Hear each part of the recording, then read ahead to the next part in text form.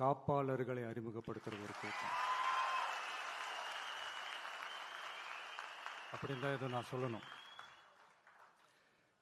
நம்ம கட்சிக்காரங்களுக்கு தேர்தலை ஃபேஸ் பண்ண எக்ஸ்பீரியன்ஸ்லாம் இல்லை அப்படி இப்படின்னு சொல்லுவாங்க.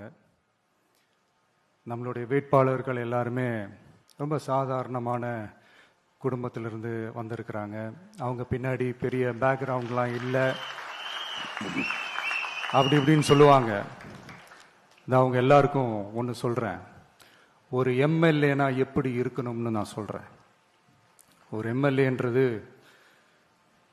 சும்மா அனுபவத்தை வச்சுக்கிட்டு கொள்ளை அடிக்கிறவங்களாலாம் இருக்கக்கூடாது.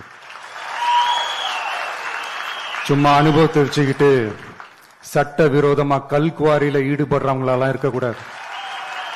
சும்மா அனுபவத்தை வச்சுக்கிட்டு கேள்வி கேட்கிற பிரஸ் ரிப்போர்ட்டர்ஸா தாறுமாறா தாக்குறவங்களாலாம் இருக்கக்கூடாது. இன்னும் ஓப்பனா சொல்லணும்னா, இந்த திமுகவிலிருந்து வந்த ஒரு எம்எல்ஏ மேல கொள்ளையடிச்ச கேஸ் இருக்குது, போதைப் பொருள் கடத்தல் கேஸ் இருக்குது, திருட்டு கேஸ்லாம் இருக்குது. திருட்டு கேஸ்ல எல்லாம் ஜெயிலுக்கு போயிட்டு வந்தவர் ஒருத்தர் இருக்கிறாரு. நீங்க கூட யோசிக்கலாம், அவர் யாரு அப்படின்னு நீங்க யோசிக்கலாம். அந்த எம்எல்ஏ யாருன்னு உங்களுக்கு யோசிக்க தோணும். இன்னொரு க்ளூ வேணா நான் தரேன். அந்த திருட்டு கேஸ்ல உள்ள போயிட்டு வந்தவரை யாருக்கு எதிராக இந்த திமுக தேர்தலில் நிக்க வச்சாங்க தெரியுமா?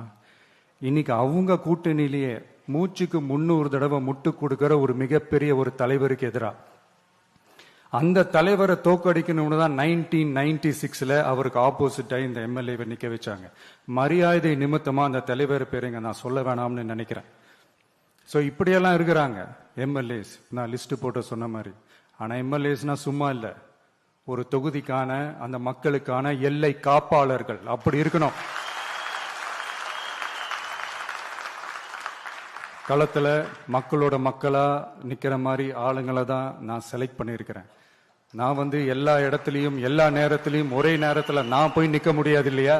அதனால என் சார்பா என்னோட பிரதிநிதிகளா நானே பார்த்து என்னுடைய வேட்பாளர்களை செலக்ட் பண்ணியிருக்கிறேன். நம்மளுடைய அக்கா, நம்மளுடைய தங்கை, நம்மளுடைய அண்ணா, தம்பி அப்படின்னு சொல்லி நம்மளுடைய வேட்பாளர்களை செலக்ட் பண்ணி இன்னைக்கு உங்க முன்னாடி நான் ஒப்படைக்கிறேன். மக்களே, அவங்கள எம்எல்ஏ ஆக்க வேண்டியது உங்க